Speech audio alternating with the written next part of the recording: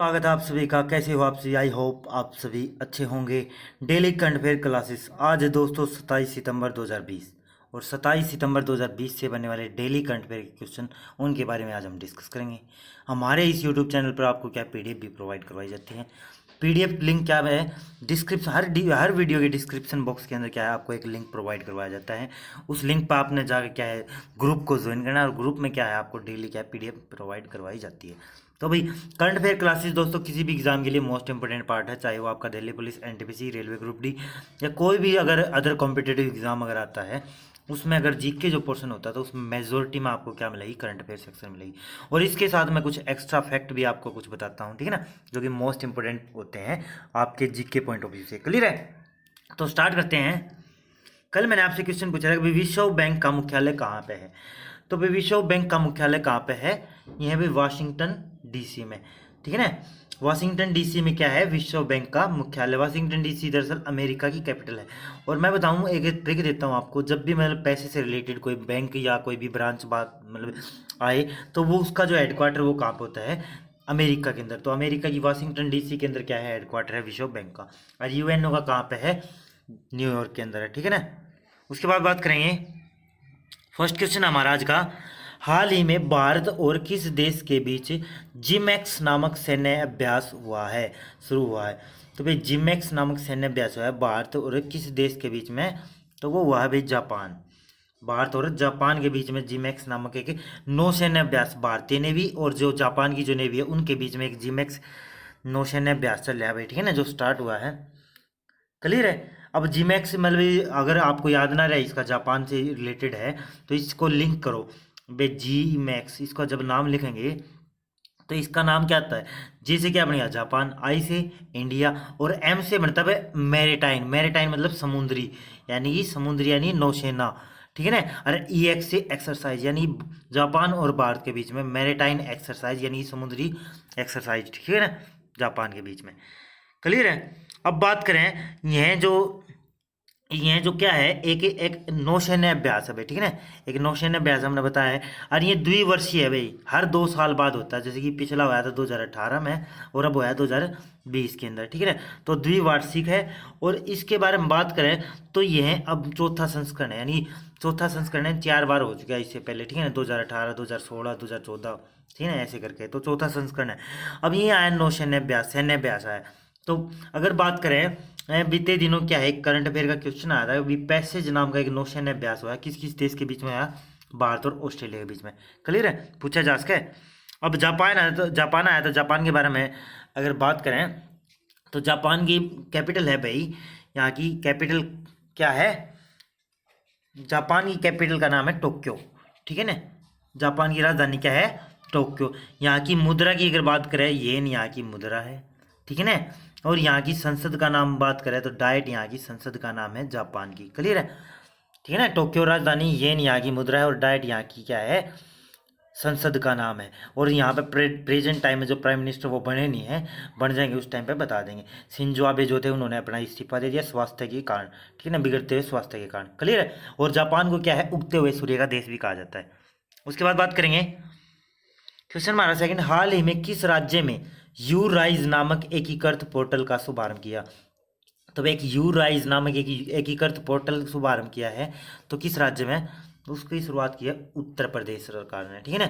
उत्तर प्रदेश सरकार ने you rise नामक एक एकीकृत पोर्टल लॉन्च किया। अब ये यू राइज पोर्टल क्या है, इसके तहत तो होगा क्या, जो भी मतलब जो गवर्नमेंट पॉलिसीज़ हैं स्टूडेंट को लेकर, स्टूडेंट को लिए जो बुक्स हैं, स्टूडेंट के लिए मतलब लाइब्रेरी प्रोवाइड करवाना है, या मतलब उनको जो जॉब प्रोवाइड करवाना, कैसे कोई जॉब प्रोवाइड करवाना, तो हर तरह की जो इन्फॉर्मेशन मिलेगी इस पोर्टल के तहत, जो यू राइज नामक एक पोर्टल लॉन्च किया है उत्तर प्रदेश सरकार ने।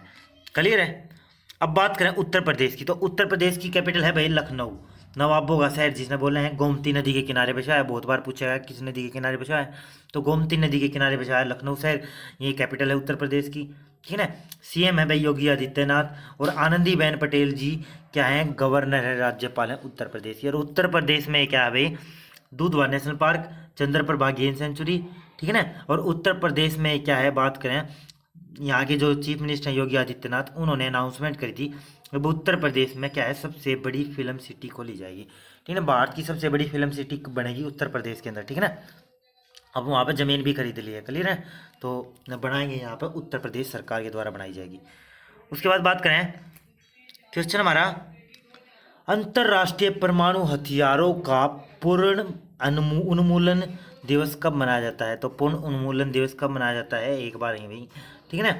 तो ये कब मनाया जाता है, 26 सितंबर, यानी यस्टरडे हमने क्या मनाया है, अंतर्राष्ट्रीय परमाणु हथियारों का पूर्ण तरीके से प्रॉपर वे से उन्मूलन। उन्मूलन का अब देखो कि इस क्वेश्चन को समझना, 26 सितंबर को मनाया जाता है। अब इस क्वेश्चन का मतलब क्या है भाई, दरअसल भाई जब पूरे वर्ल्ड ने क्या है मतलब युद्धों का सामना कर लिया, 2 विश्व युद्ध का, तो उस टाइम पे यूएनओ बना, यूनाइटेड नेशंस ऑर्गेनाइजेशन। अब यूएनओ का काम क्या होता है, शांति स्थापित करना। अब जो भी देश हैं, जितने भी देश जो परमाणु लेस हैं, परमाणु जो हथियार हैं जिनके पास, परमाणु हथियार के बारे में मैंने पढ़ाया था एक बार।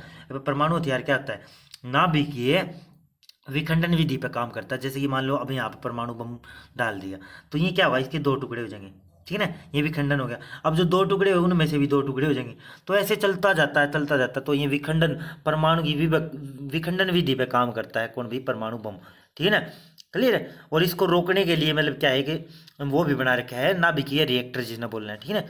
वो नाभिकीय रिएक्टर क्या है, परमाणु बम को रोक सकता है, ठीक है ना, क्लियर। तो परमाणु बम बहुत हानिकारक है। उसके कारण क्या होगा भाई, जिस भी देश के पास परमाणु बम है तो उससे क्या है, और परमाणु बम एक ऐसा बम है वो पूरी दुनिया के अंदर तबाही मतलब मचा सकता है, ठीक है ना। जैसे कि जापान के 2 शहरों पे मतलब अमेरिका ने सेकेंड वर्ल्ड वार के जो लास्ट टाइम मतलब वो कराया था ना, मतलब अपना परीक्षण किया था हिरोशिमा और नागासाकी 6 अगस्त और 9 अगस्त को, ठीक है ना, 6 अगस्त 9 अगस्त 1945 को। तो 2 शहरों पे परमाणु हथियार कराया था। तो उससे क्या हुआ था, पूरा जो वर्ल्ड था वो क्या था, सहम गया था कि जो परमाणु हथियार है वो काफ़ी क्या है, हानिकारक है। तो उसी के चलते क्या है, जो यूएनओ ने मतलब एक मुहिम चला रखी है। कभी हमने क्या है, जितने भी पूरे जो देश है जिन्होंने परमाणु हथियार बनाए हैं, वो अपने परमाणु हथियारों का क्या कर दो, डिस्ट्रॉय कर दो, ख़त्म कर दो। क्योंकि इससे क्या है, आने वाले टाइम में ऐसा ना हो कभी पूरे वर्ल्ड में खतरा छा जाए, ठीक है ना। परंतु जो ये परमाणु जो लेस परमाणु जो वो क्या है वाले देश हैं जिन्होंने परमाणु बम बना रखे हैं, वो तो ऐसा नहीं चाहेंगे, खैर ना। हर कोई चाहता है कि भाई हमारा देश क्या है, स्ट्रोंग हो, मजबूत हो, कोई दूसरा देश हम पर आक्रमण ना करे। तो इसी के चलते परमाणु बम बनाए जा रहे हैं और परीक्षण किए जा रहे हैं, ठीक है ना। तो इसी के मतलब अगेंस्ट में ये डे मनाया जाता है, परमाणु हथियारों का पूर्ण उन्मूलन दिवस। ये बोलता है कि भाई डिस्ट्रॉय करो, परंतु ऐसा नहीं होने वाला, क्लियर है। अब ऐसा क्यों नहीं होने वाला, इसके बारे में बात करें।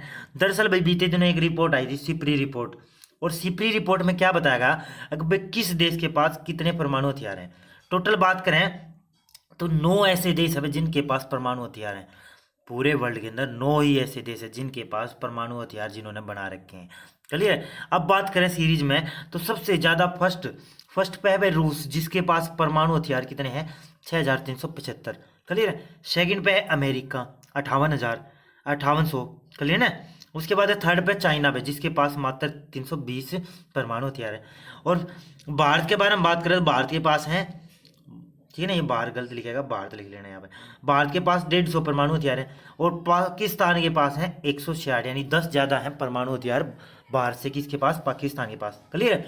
और टोटल 9 देशों के पास क्या है भाई, परमाणु हथियार है वो, ठीक है ना। वो कौन कौन से हैं देखो, 5 तो ये हो गए, ठीक है ना, रूस, अमेरिका, चीन, भारत और पाकिस्तान। उसके बाद 4 हो रहे हैं फ्रांस, ब्रिटेन, इजराइल और उत्तर कोरिया। तो ये जो 9 देश है ना, इनके पास क्या है, परमाणु हथियार है। और ये जो परमाणु हथियार हैं इनको बोला जा रहा है कि डिस्ट्रॉय कर दो। इस जो अंतर्राष्ट्रीय जो डे मनाया जाता है 26 सितंबर को, क्लियर ना। परंतु ऐसा होने वाला नहीं है। तो ये याद रखना किस कौन सा देश के पास कितने मतलब जो परमाणु हथियार है, क्लियर है। और ये जो सिपरी की रिपोर्ट आई थी उसने बताया था ये। उसके बाद बात करें, हाल ही में खादी और ग्रामोद्योग KVIC ने भारतीय फैशन उद्योग का सलाहकार किसे नियुक्त किया है। तो भाई जो KVIC है उसने क्या है, भारतीय फैशन उद्योग का सलाहकार नियुक्त किया है, किसे भाई, सुनील शेट्टी को। सुनील शेट्टी, अब ये सुनील शेट्टी वो एक्टर नहीं है भाई, ठीक है ना, वो एक्टर नहीं है। ये क्या है कि बहुत ही फेमस क्या है, फैशन डिजाइनर है भाई सुनील शेट्टी जी।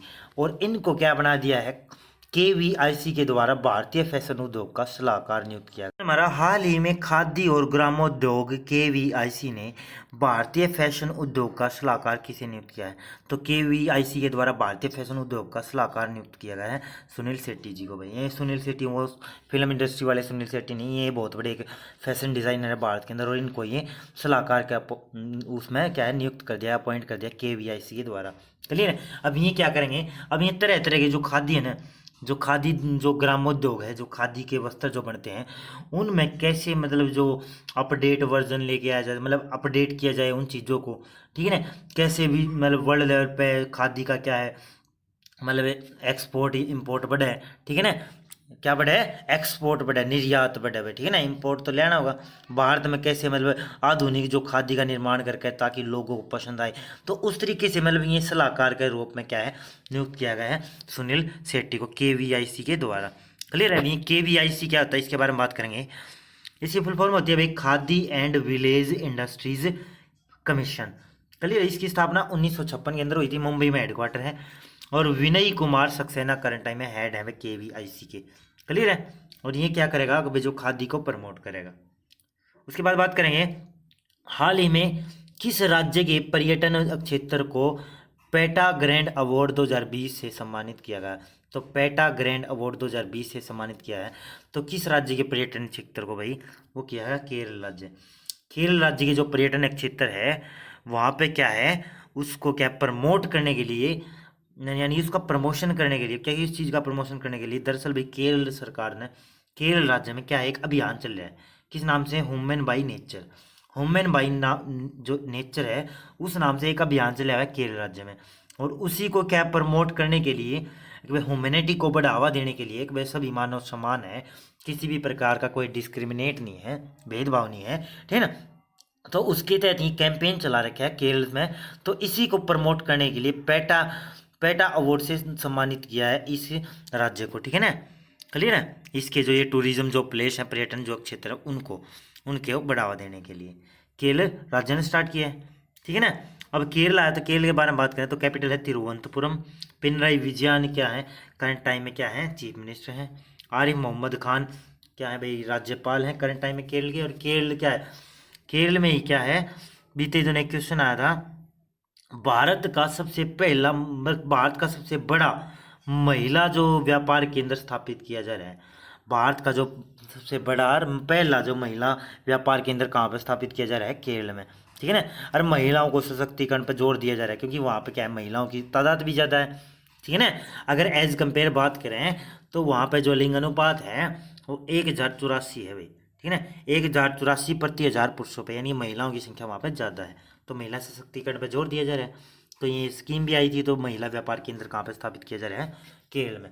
क्लियर भाई। और केरल में क्या है पेरियार वन्यजीव उद्यान भी है। उसके बाद बात करेंगे क्वेश्चन हमारा, हाल ही में एडीबी ने किस राज्य को, मोस्ट इंपोर्टेंट है भाई, हाल ही में जो एडीबी ने किस राज्य को $300 मिलियन का ऋण, जो साइन दिख रहा है ना आपको, ये डॉलर का साइन होता है, तो $300 मिलियन का ऋण देगा एडीबी बैंक। तो किस राज्य को देगा भाई? ये देगा राजस्थान राज्य को। राजस्थान सरकार को क्या है ये एडीबी एशियन डेवलपमेंट बैंक क्या देगा? $300 मिलियन का ऋण प्रोवाइड करवाएगा, ठीक है ना। अब बात करें राजस्थान को क्यों देगा। दरअसल भाई राजस्थान के अंदर जो माध्यमिक जो शहर है ना, माध्यमिक शहर किन्हें बोलेंगे हम, जो प्रॉपर वे में मतलब ना तो शहर ना ही मतलब लोकल एरिया, मतलब नॉर्मल जो छोटे शहर हैं उनको बोलते हैं माध्यमिक शहर। तो उन माध्यमिक शहरों में जो जल की आपूर्ति को बढ़ावा देने के लिए, यानी जल की आपूर्ति हेतु ये जो क्या है ये ऋण दिया जाएगा एडीबी बैंक के द्वारा, ठीक है ना। इन्होंने डिमांड की होगी एशियन डेवलपमेंट बैंक को, अगर भाई हमने क्या है हमारे जो माध्यमिक जो शहर हैं, ये जो लोकल जो सिटी हैं वहाँ पे क्या है जल की जो आपूर्ति बढ़ानी है, तो उसके तहत हमें मतलब ऋण चाहिए। तो ऋण क्या है मंजूरी दे दी है एडीबी ने। अब एडीबी आया है, एडीबी के बारे में बात करेंगे। एशियन डेवलपमेंट बैंक 19 दिसंबर 1966 को स्थापना हुई थी मनीला फिलीपींस, मनीला कैपिटल है फिलीपींस की, वहाँ पे हेडक्वार्टर है। और मसात्सुगु असाकावा करंट टाइम में हेड है भाई एडीबी बैंक के। क्लियर है। उसके बाद बात करेंगे हाल ही में आई वैश्विक जोखिम सूचकांक 2020 में शीर्ष पर कौन सा देश है। तो एक वैश्विक जोखिम सूचकांक 2020 आया है, तो उस रिपोर्ट के हिसाब से अगर बात करें तो उसमें कौन सा देश शीर्ष पे है, वो है भाई वनुवाटू। वनुवाटू एक देश है भाई, वो क्या है, टॉप पे है इस जो वैश्विक जोखिम सूचकांक रिपोर्ट आई 2020 की। क्लियर। इसमें क्या होता है भाई, जो वैश्विक जोखिम सूचकांक जो रिपोर्ट है ना, इसमें क्या होता है, दरअसल एक रिपोर्ट पेश की जाती है, वो रिपोर्ट पेश की जाती है किसके तहत, अगर भाई कोई भी देश है, कोई भी देश कितना जो मतलब वहाँ पे जोखिम झेल रहा है, मतलब उनको कितने जो वर्ल्ड लेवल पे जो जितनी भी समस्या, भूकंप हो गया, बाढ़ होगी, उनका सामना करते हुए देश का मतलब जो लालन पालन करना पड़ रहा है, तो उसके हिसाब से जो देश क्या है, एक लिस्ट जारी होती है वैश्विक जोखिम सूचकांक, ठीक है ना। क्लियर। तो उसमें वनुवाटू जो देश है वो क्या है, टॉप पे आया है। और सेकंड पे बात करें तो टोंगा टोंगा, तो ये भी देशों के नाम है भाई, वनुवाटा और टोंगा। तो वनुवाटा क्या है, टॉप पे है, सेकंड पे है टोंगा। क्लियर है। अब बात करें भारत की, क्योंकि हमने तो अपने पॉइंट ऑफ व्यू से लेना है क्वेश्चन, ठीक है ना। तो इस रिपोर्ट में कुल 181 देशों की लिस्ट जारी करी है, ठीक है ना। 181 देशों को क्या है, लिस्ट जारी की है, जिसमें भारत का स्थान है 89वां, और फर्स्ट सेकंड हमने पढ़ लिया वनुवाटा और टोंगा।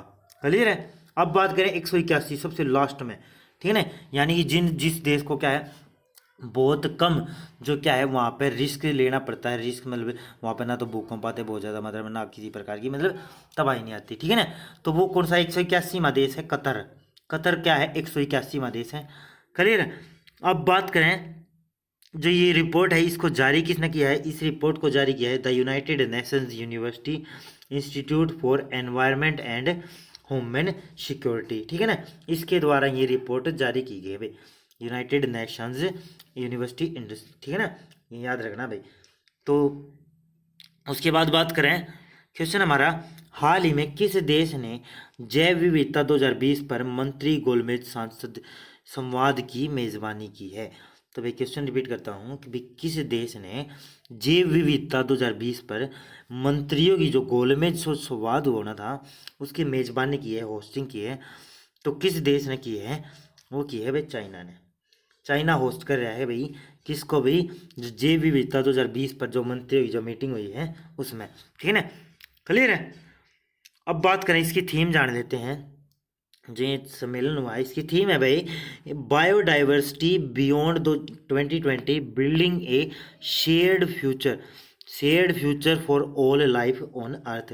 एक भाई जो जितनी भी जो धरती पे जो जितनी जिंदगियां उनके लिए कैसे एक सेफ जो बायोडाइवर्सिटी के तहत एक लाइफ प्रोवाइड करवाई जाए, ठीक है ना। तो ये इसकी थीम है इस बार की। क्लियर भाई। तो चाइना होस्ट करेगा, चाइना के बारे में थोड़ा बात कर लेते हैं। चीन की कैपिटल है भाई बीजिंग यहाँ की कैपिटल है, और सबसे बड़ा शहर बात करें तो शंघाई यहाँ का सबसे बड़ा शहर है चाइना का, ठीक है ना। और चीन दुनिया में सबसे ज़्यादा आबादी वाला देश भी है भाई। यहाँ की कैपिटल है बीजिंग। मुद्रा की बात करें तो यहाँ की मुद्रा है रेनमिनबी और युआन, दो करेंसी है भाई। जब भी जो यूनिवर्सल जो डॉलर करेंसी है, तो पूरे वर्ल्ड लेवल की जो करेंसी है जिसके तहत जो एक्सपोर्ट इंपोर्ट होता है वो डॉलर है, ठीक है ना। डॉलर के मुकाबले ही मतलब पूरे वर्ल्ड की जो करेंसी मतलब इन वो की जाती है, काउंट की जाती है। तो जब भी डॉलर के मुकाबले जब ये रेनमिनबी या युआन में से किसी एक की जो करेंसी डाउन चली जाती है, तो ये अपनी दूसरी करेंसी चेंज कर लेता है, ठीक है ना। जैसे कि रेनमिनबी यहाँ की मेन करेंसी और युआन यहाँ की छोटी करेंसी, जैसे कि भारत में रुपया और पैसा। क्लियर ना, समझ में आएगा। और शिंजो अबे यहाँ के राष्ट्रपति हैं करंट टाइम में चाइना के। अब बात करें भारत की तरफ से किसने रिप्रेजेंट किया था, भारत की तरफ से प्रकाश जावड़ेकर जी ने भारत की जो केंद्रीय मंत्री हैं उन्होंने रिप्रेजेंट किया था भारत को। क्लियर है। अब बात करें पर ये जो प्रकाश जावड़ेकर ये कौन है, ये है भाई पर्यावरण मंत्री, वन और जलवायु परिवर्तन मंत्री, और सूचना और प्रसारण मंत्री, और बाहरी उद्योगों और सार्वजनिक उद्यम मंत्रालय इन्हीं के पास है भाई। और ये जो मीटिंग हुई थी ये वर्चुअल मीटिंग हुई थी भाई। क्लियर है ना, ठीक है ना। बात करेंगे हमारा क्वेश्चन है, हाल ही में जो CEAT सेट ने 2 वर्षों के लिए अपना ब्रांड एम्बेसडर किसे बनाया है। तो भाई सीएट टायर सुना होगा आपने, तो उन्होंने उस कंपनी ने क्या है अपना ब्रांड एम्बेसडर नियुक्त किया है 2 वर्षों के लिए। किसे भाई, आमिर खान को भाई। आमिर खान के बारे में तो सुना होगा। ये दरअसल सीएट के क्या है 2 वर्षों के लिए ब्रांड एम्बेसडर बना दी गई भाई, ठीक है ना। और आमिर खान क्या है फ़ोन पे के भी क्या है भाई ब्रांड एम्बेसडर। अब ब्रांड एम्बेसडर आया तो कल ही मैंने बताया था कि भाई जो सोनू सूद है उनको क्या है एसर कंपनी का ब्रांड एम्बेसडर बनाया गया था। क्लियर ना। उससे पहले बात करें तो एक आया था पेटीएम फर्स्ट गेम्स का ब्रांड एम्बेसडर किसे बनाया गया था, वो बनाया गया था सचिन तेंदुलकर जी को, क्लियर है। और एक और आया था भाई माई क्रिकेट 11, माई सर्कल 11 भाई, ठीक है ना। इसका ब्रांड एम्बेसडर बनाया गया था सौरव गांगुली को। और सौरव गांगुली करंट टाइम में बीसीसीआई के भी क्या हैं, हेड हैं भाई सौरव गांगुली जी, क्लियर है। उसके बाद बात करेंगे क्वेश्चन हमारा नेक्स्ट, हाल ही में प्रख्यात गायक एसपी बाला सुब्रमण्यम का निधन हो गया, इन्हें कौन सा नागरिक सम्मान दिया जा चुका था। तो भाई एसपी बाला सुब्रमण्यम का निधन हो चुका है, ये एक फेमस गायक थे बहुत बड़े, इनका निधन हो गया। तो इनको कौन कौन सा सम्मान दिया जा चुका था नागरिक सम्मान, तो इनको पद्मश्री भी मिल गया था और पद्म भूषण, ये दोनों अवार्ड इनको मिल चुके थे, ठीक है ना, एसपी बाला सुब्रमण्यम को। और ये क्या थे, सिंगर थे भाई। अब इनकी प्रख्यात क्यों है भाई, ये फेमस क्यों है, इनके बारे में जानते हैं। तो भाई ये दरअसल 16 भाषाओं में इन्होंने गाने गा दिए थे। भारत के अंदर जैसे कि 22 भाषाएं हैं, तो इन्होंने 16 भाषाओं के अंदर क्या है गाने गाने का इनका रिकॉर्ड है भाई, क्लियर है। और इन्होंने अपनी पूरी लाइफ के अंदर 40,000 गाने गाए हैं भाई, ठीक है ना। इन्होंने अपनी पूरी लाइफ के अंदर 40,000 गाने गाए हैं। और 40,000 गाने गाने वाले ये पूरी दुनिया में एकमात्र व्यक्ति हैं भाई। और इनका ये क्या है, इन 40,000 गाने गा के इन्होंने क्या है गिनीज बुक वर्ल्ड रिकॉर्ड में भी अपना नाम दर्ज करवाया, ठीक है ना। और बात करें इसके तहत गिनीज बुक में क्या है नाम दर्ज हो गया। और इनके नाम एक और रिकॉर्ड है भाई, रिकॉर्ड है कि भाई इन्होंने एक ही दिन में 21 गाने गा दिए थे, ठीक है ना। इन्होंने एक ही दिन में क्या है 21 गाने गा दिए थे। तो बहुत फेमस गायक हैं, 16 भाषाओं में इन्होंने गाने गा चुके थे। और इनका हाल ही में क्या है निधन हो चुका है एसपी बाला सुब्रमण्यम जी का। इनको पद्मश्री पद्म भूषण भी अवार्ड मिला हुआ था, क्लियर है, याद रखना भाई। उसके बाद बात करें क्वेश्चन है आज के लिए आपसे, तमिलनाडु के मुख्यमंत्री का नाम बताना है आपने, ठीक है ना। कमेंट सेक्शन में आपने इसका जवाब देना है, कमेंट किया करो भाई अगर आप वीडियो को पूरा देखते हो, ठीक है ना। उससे आपका कॉन्फिडेंस बढ़ेगा, ठीक है ना। और जो भी मतलब कमेंट करता है उसका मैं क्या है नाम भी लेता हूँ वीडियो के एंड में, बिल्कुल क्लियर है। जैसे कि एक लड़के ने कमेंट की थी राहुल रंगा, परंतु उन्होंने क्या है एक गलत कमेंट की। उन्होंने बताया कि भाई जो विश्व बैंक का जो हेडक्वार्टर है जिनेवा में, परंतु कहाँ पे है, वाशिंगटन डीसी के अंदर है, क्लियर है, ठीक कर लेना भाई। उसके बाद बात करें तो ये थी भाई आज की वीडियो। तो कैसी लगी आपको वीडियो, अगर आपको वीडियो अच्छी लगी है तो लाइक करें, अपने दोस्तों के साथ शेयर करें। और अगर आप चैनल पर नए आए हो तो चैनल को सब्सक्राइब कर लें। और पीडीएफ के लिए आपने क्या करना है, डिस्क्रिप्शन बॉक्स में जाना है, वहाँ पर लिंक मिलेगा। और लिंक पे क्या है आपने ज्वाइन करना है और वहाँ से आप पीडीएफ क्या है डेली प्रोवाइड हो जाएगी, ठीक है ना। तो भाई thanks to watch, thank you.